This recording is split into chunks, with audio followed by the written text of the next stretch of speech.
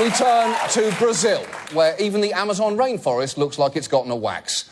Now, President Dilma Rousseff has spent the whole week dealing with developments in a corruption scandal which threatens to undermine her entire government. Brazil's Supreme Court has approved an investigation into some of the country's top politicians.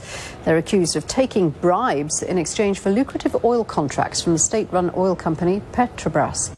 Now, when they say taking bribes, this isn't your standard $5,000 in an envelope left under a bench. Because Brazil's largest construction and engineering firms allegedly paid at least $800 million in bribes and other funds to secure contracts. $800 million!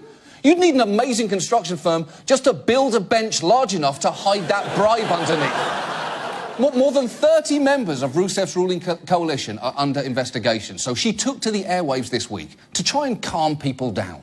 Você tem todo o direito de se... You have every right to get irritated and be worried, but I ask for patience and understanding because this situation is transitory. Is it? How is it transitory? Because unless you're about to flash the entire country with one of those memory-erasing sticks from Men in Black, I don't think people are going to forget about this.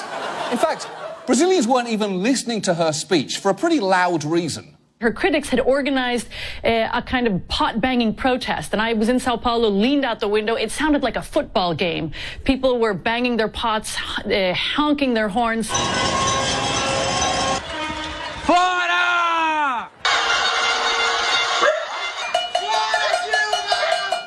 That's actually a real form of protest called panelazo, which has been in South America for years and off-Broadway for decades.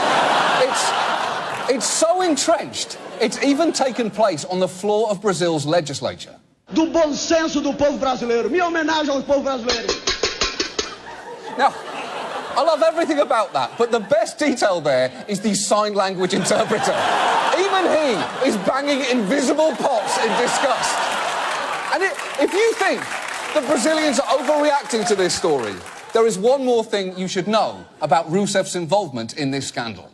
President Rousseff chaired the board of Petrobras for 7 years when much of the corruption is believed to have taken place. She's been cleared of any involvement in the scheme.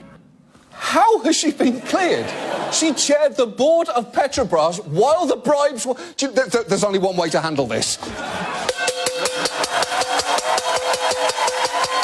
And now this.